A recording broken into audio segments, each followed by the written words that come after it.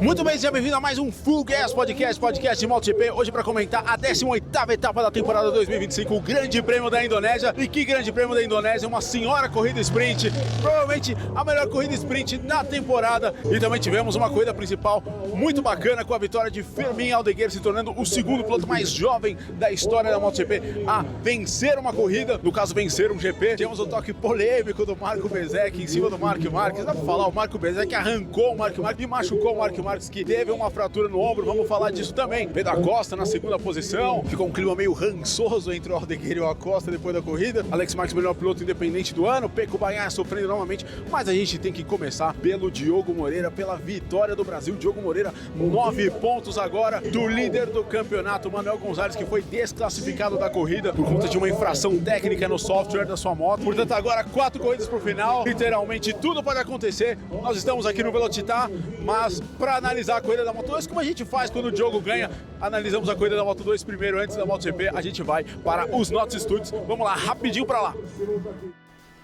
Muito bem, já aqui nos nossos estúdios para comentar este Grande Prêmio da Indonésia, mas obviamente começando pela Moto2, como eu já disse, na pista de Mandalika. A pista de Mandalika é mais ou menos a pista do Diogo Moreira, a gente pode assim dizer. No primeiro ano dele de Moto3, na segunda corrida dele da carreira, ele largou na segunda posição, quer dizer, ele largaria, ele se classificou na segunda posição, ele não conseguiu largar do segundo lugar por um problema mecânico. No segundo ano ele fez aí a pole position e também venceu a corrida, a primeira corrida dele. No ano passado, não sei se você se lembra, mas ele não correu essa corrida exatamente porque estava com uma apendicite que foi descoberta no dia da corrida, né, do Grande Prêmio do Grande Prêmio da Emília-Romanha, né, não foi nem no Grande Prêmio de San Marino, foi a segunda corrida em Misano, e nesse ano ele faz mais uma vez a pole position e vence a prova, e vence com o capacete especial, né. Diogo meio que já reconhece Mandalika como o lugar dele, e de fato, né, tava cheio de confiança, dominou, saiu da pole position, né, teve a paciência de esperar o momento certo para atacar o Izan Guevara, coisa que o Marco Bezzecchi não teve na corrida da MotoGP. Esperou, atacou no momento certo o Izan Guevara, ele liderou todas as voltas menos uma da corrida, conquistando aí sua terceira vitória no ano. Administrou muito bem a prova, né? Foi uma corrida muito bem vencida pelo Diogo, foi uma corrida muito segura. E é isso, acho que eu falei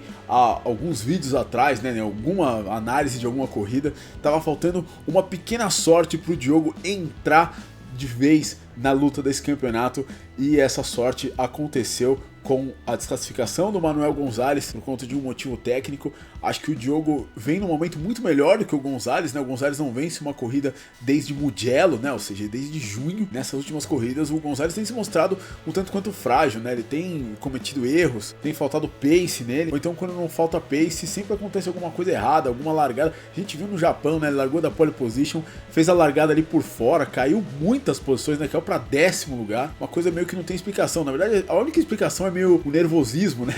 Você que assiste Fórmula 1, né? No ano passado dava pra ver como... Ano passado não, esse ano também dá pra ver como o nervosismo muitas vezes na hora da largada do Lando Norris faz ele perder várias posições, né? Ele faz ele errar sozinho, sem estar nem pressionado, sem ter ninguém do lado dele. Eu acho que foi um pouco isso que o Gonzalez começou a sentir. Então essa vitória do Diogo joga ainda mais pressão em cima do Gonzalez, que chegou a ter um controle muito bom do campeonato, e agora tem o Diogo 9 pontos atrás dele, campeonato completamente aberto, 100 pontos em jogo, aquela vantagem do Gonzalez, né? O Gonzalez tem se mostrado talvez o piloto mais rápido para uma volta na temporada, mas essa vantagem de ritmo, eu diria, não tem mais sido uma vantagem nas corridas, né? Pelo menos nas últimas provas, ele tem dificultado, eu diria, o trabalho dele. Mas enfim, vitória do Diogo Moreira, e agora a gente fica na espera aí do anúncio dele na MotoGP. Dizem que vai ser até o GP da Austrália. Eu não sei, parece que chega o Natal, mas não chega esse anúncio. Enfim, estamos aguardando ansiosamente. Ele já tem substituto na Italtrans, o piloto que está na LCR no lugar que vai ser dele também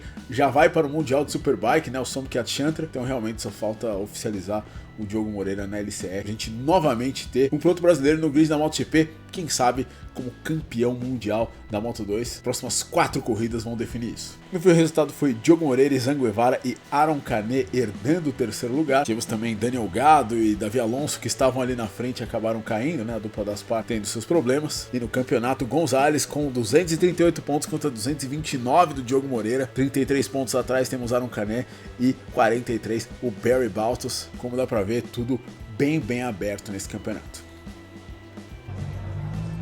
Muito bem, voltamos aqui do Velocitar, 8ª etapa da Stock Car. Estivemos aqui na semana passada na 7ª etapa, quando comentamos o Grande Prêmio do Japão. Nesse final de semana, 8ª etapa aqui, etapas seguidas da Stock Car aqui no Velocitar.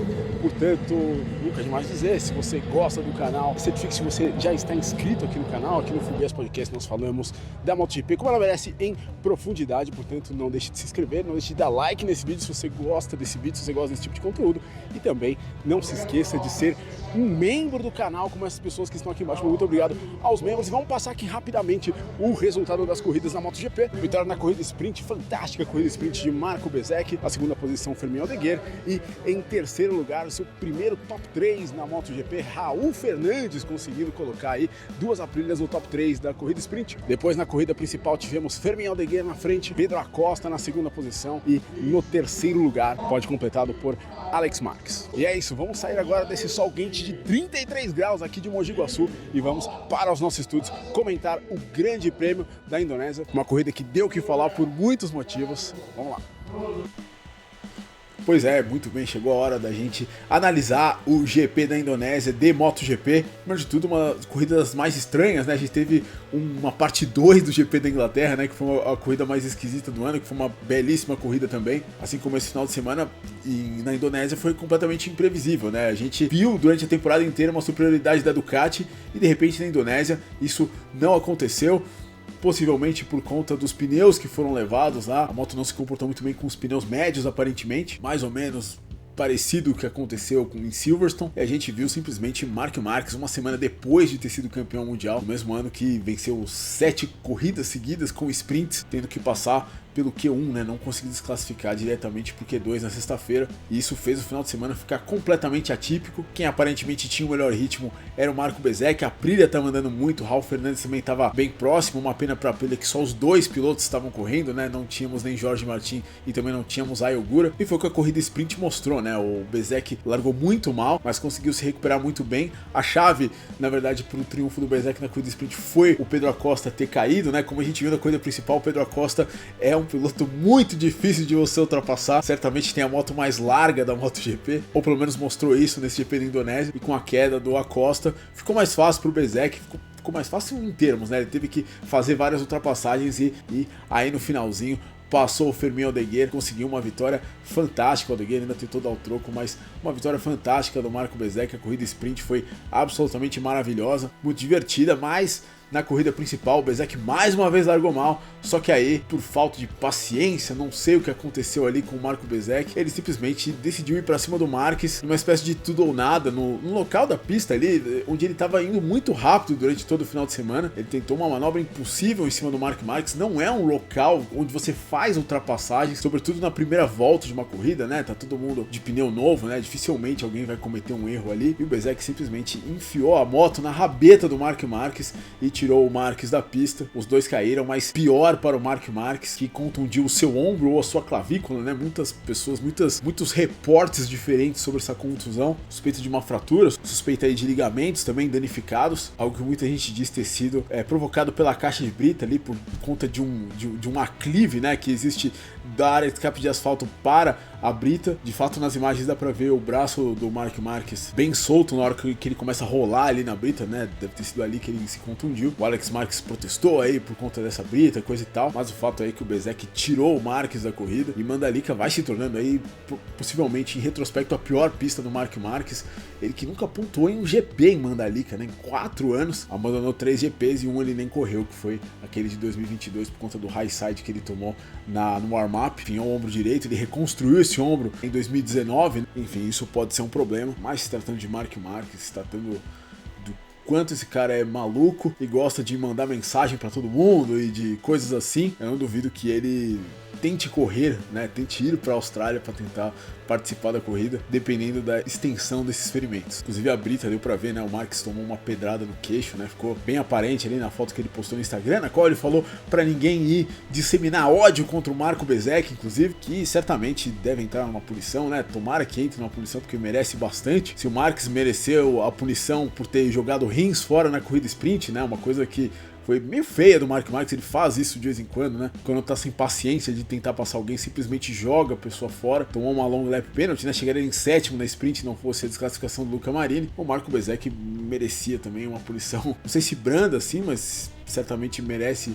receber alguma coisa. Foi muito imprudente e é uma coisa que não dá para entender, né? Porque o Bezzecchi, ele tinha um grande ritmo de corrida, poderia ter paciência exatamente para passar esses pilotos naquela altura da corrida. Ele tinha moto para, quem sabe, ir atrás do Aldeguer e conseguir essa vitória, mas enfim, se desesperou e aí veio esse problema. Na verdade, eu acho que ele cometeu o mesmo erro do Marc Marquez, né, naquele GP da Argentina de 2018, né, que ele tentou passar o Valentino Rossi e jogou o Rossi fora.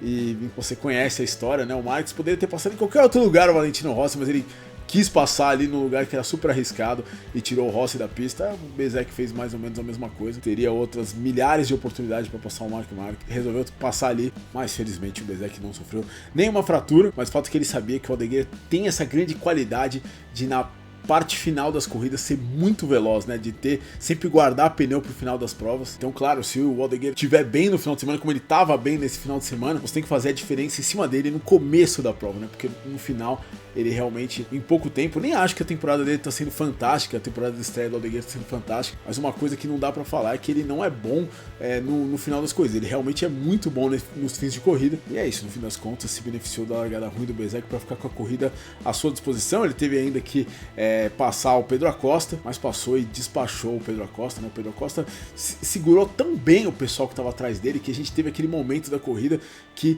os 12 primeiros, né, do segundo até o 12º, a gente via 11 motos no mesmo take, né, na mesma imagem. Uma coisa, se tratando de corrida de moto, né, uma coisa muito difícil de acontecer, alguém conseguir segurar por tanto tempo outros concorrentes mais velozes atrás. E ele conseguiu. Na verdade, um piloto que certamente não saiu satisfeito da moto depois da corrida foi o Luca Marini, né? O Luca Marini tinha a faca e o queijo na mão para ser segundo, né? Ou pelo menos para ir pro pódio nessa prova, e se complicou, né? Chegou a passar o Pedro Acosta, mas o Acosta deu vários trocos ali nele. Ele teve seus problemas com o Raul Fernandes, mas assim, o Marini tinha ritmo para ir pro pódio, né? Chegou quase, passou o Binder pelo quarto lugar ali, depois que caiu as posições por conta da tentativa de ultrapassagem do Fernandes. Enfim, o Pedro Acosta ainda foi superado pelo Alex Marques, passou o Alex Marques, fez uma grande prova o Pedro Acosta, mas, né, viu seu grande rival, né, os dois que são de Múrcia na Espanha, Fermín e Aldeguer, ganhando a sua primeira corrida antes da primeira corrida do Pedro Acosta, né? É bom que a gente diga. E o Acosta lidou talvez da melhor maneira possível com isso, apesar de que pelo menos eles conversaram, eles que são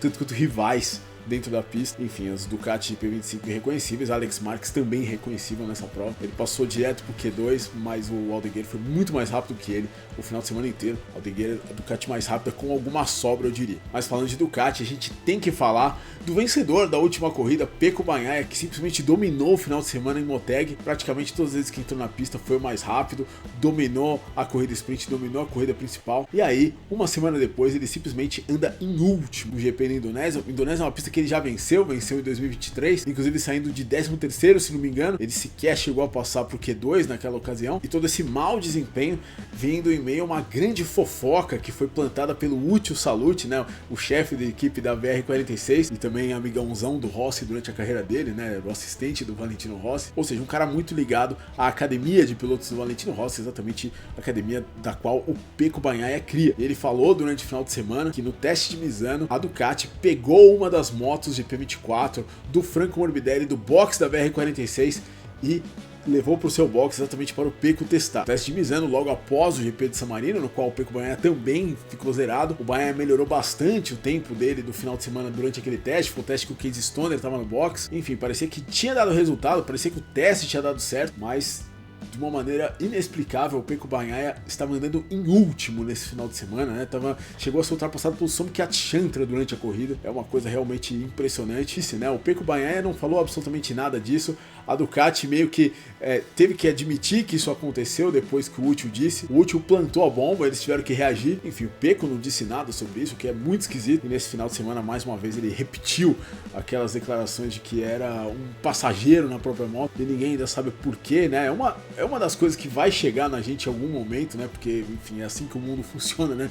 Todo mundo quer saber da fofoca, mas por enquanto é muito difícil de entender o que está acontecendo com o Pecco Bagnaia. Como é que o cara pode ganhar uma corrida dominando e na semana seguinte ser último com o mesmo grid, realmente isso não faz muito sentido. Inclusive a situação me lembrou um pouco outro episódio, né? O Maverick Viñales no GP da Alemanha de 2021, ele andou muito mal, né? Ele andou praticamente em último final de semana inteiro, e na semana seguinte na Holanda, de repente fez a pole position, perdeu aquela corrida pro Fábio Quartararo, né? O Viñales tá com aquela cara horrível, né? Na prova, não sei se você lembra, que um dos grandes momentos do MotoGP Unlimited, né? Aquela série, né? Estilo Drive to Survive que a MotoGP fez dela mesma, que durou uma temporada. Os grandes momentos daquela série é exatamente a cara de tacho do Viñales depois de ter perdido aquela corrida, né? Dele posando para as fotos na Yamaha com óculos escuros, né? Enquanto tá todo mundo sorrindo e ele com cara de que não queria estar lá. A gente já sabia que tava rolando um problema político dentro da Yamaha e aparentemente, né? Eu diria que a técnica não explica. Eu diria que o lado técnico não explica o que aconteceu com o Pecco Bagnaia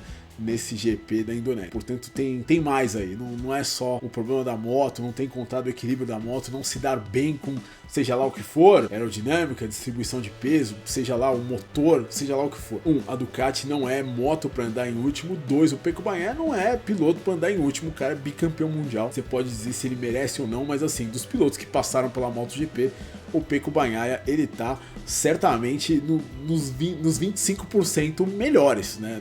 Não tem como dizer que não. E ir de disputar um título, vencer 11 GPs no ano para andar em último na moto, realmente é uma coisa que não dá para conceber. Nunca vi isso e, enfim, vamos ver o que acontece aí, vamos ver as cenas dos próximos capítulos, certamente teremos cenas dos próximos capítulos, que a Ducati tá numa gestão de crise agora nesse fim de temporada. Depois um destaque final, né, Yamaha fez uma boa corrida, né, fez boa classificação, né, conseguiu classificar no Q2 com o Rins, o Quartararo e o Oliveira, mas mostra aí, mais uma vez, durante a prova, como é uma moto ruim de tráfego, né, como o Rins, o Quartararo e o Oliveira estavam com problemas ali de fazer ultrapassagem, o Rins usando completamente tudo que ele tinha nos pneus, conseguiu chegar ali até a segunda posição, mas depois perdeu várias posições, chegou em 10º lugar, uma pena. Chegamos a sonhar com o pódio do Alex Rins de repente, mas não aconteceu, e é por isso que a Yamaha vai continuar investindo nesse projeto do V4.